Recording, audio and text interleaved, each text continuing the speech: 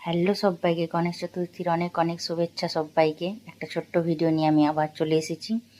আরটিসির ভেতরেই পুজো হয় আমাদের প্রত্যেক বছর, তাই পুজো আরতি দেখার জন্যেই যাচ্ছিলাম আর কি। তো বৃষ্টি হয়েছিল, সেই জন্য বললাম চলো স্কুটি করেই সবাই চলে যাই। একটুখানি রাস্তা, তবু স্কুটি করেই চলে গেছিলাম আর কি। এই যে দেখো সামনে লাইট টাইট টাঙিয়েছে অনেক কিছু, বেশি তো করা যায় না এই সমস্ত জায়গাতে, যেহেতু এখানে ছেলেদেরকে শেখানো হয়, ডিউটি করা হয়, নানা রকম কাজ কারবার হয় এখানে আর কি অফিসিয়ালি।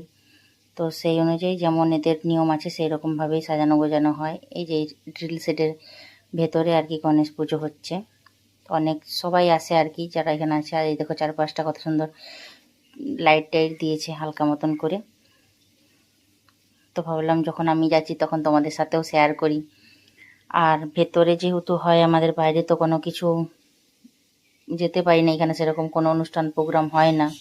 আর এই যে দেখো এখানে পুজো হচ্ছে, আরতি হচ্ছে, এই যে আরতি হচ্ছে।